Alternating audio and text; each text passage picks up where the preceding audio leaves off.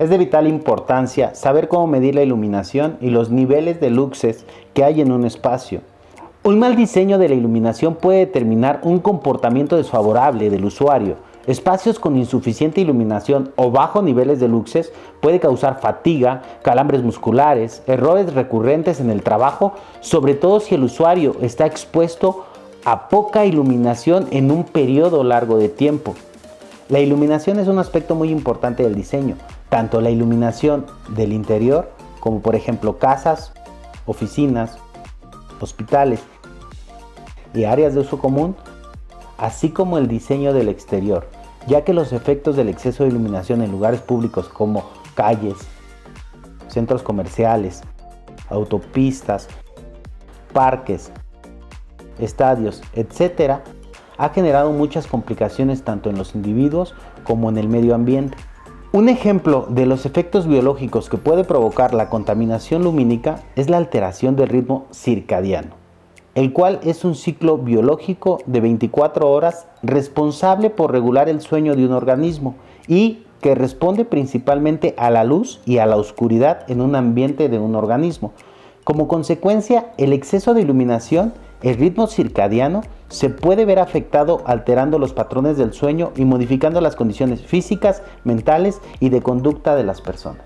Otro ejemplo se puede aplicar a la funcionalidad y seguridad de la tecnología LED en los faros de los vehículos. El exceso de iluminación en los faros de los automóviles puede encandilar a los conductores, llegando incluso a ocasionar accidentes viales. Para mantener la calidad, precisión y consistencia de la iluminación y temperatura de color de una bombilla LED, es indispensable contar con un sistema innovador, confiable y repetible.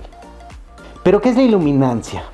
No es más que el flujo luminoso que incide en una superficie por unidad de área iluminada. Es decir, cuánta luz está llegando a una superficie desde una fuente luminosa. Mientras mayor distancia hay de la fuente luminosa a la superficie, menor es la iluminancia. La unidad de la iluminancia es el lux, cuyo símbolo es Lx. La relación con otras unidades fotométricas es la siguiente. Un lux es igual a un candela sobre metro cuadrado. Y un lux es igual a un lumen sobre metro cuadrado. Pero ojo, no hay que confundir la iluminancia con la luminancia. La luminancia es la intensidad luminosa emitida por unidad de área de la superficie de una fuente extendida en una dirección. Es decir, la cantidad de luz procedente de un objeto iluminado hacia nuestra vista. Muchas veces en dispositivos digitales este término se le llama brillo. Por lo tanto, la unidad de medida es el candela sobre metro cuadrado. Su símbolo es CD sobre metro cuadrado y no tiene un nombre particular. Los equipos que se encargan de medir dicha magnitud se conocen como medidores de luminancia y encuentran su principal aplicación en la industria manufacturera de televisores y monitores, así como en los anuncios espectaculares. ¿Y cómo podemos medir la iluminancia? Para esto existen medidores de iluminancia o bien llamados luxómetros, que son instrumentos que permiten medir la cantidad de luz visible que incide sobre una determinada superficie.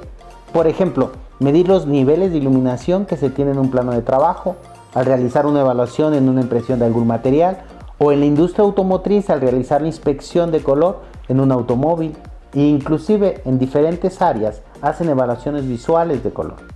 Existe un factor importante al realizar evaluaciones en la iluminación o evaluaciones de color.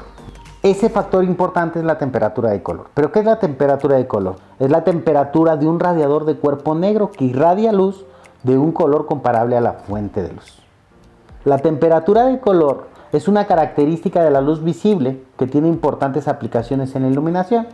Por ejemplo, en la fotografía, en la videografía, en publicaciones, en la fabricación, en la astrofísica, en las artes gráficas, etc. Tiene muchos campos de aplicación. En la práctica, generalmente la temperatura de color es significativa solo para las fuentes de luz, ya que dependiendo de la curva espectral característica de la fuente de luz, existirá una percepción distinta al evaluar algún color de algún objeto o cuerpo. Por ello es importante conocer la curva espectral del iluminante, que en muchos de los casos está relacionado con la temperatura de color. La temperatura de color se expresa convencionalmente en Kelvin, utilizando el símbolo K, una unidad de medida para la temperatura absoluta. Cada iluminante tiene una característica particular dependiendo de la temperatura de color.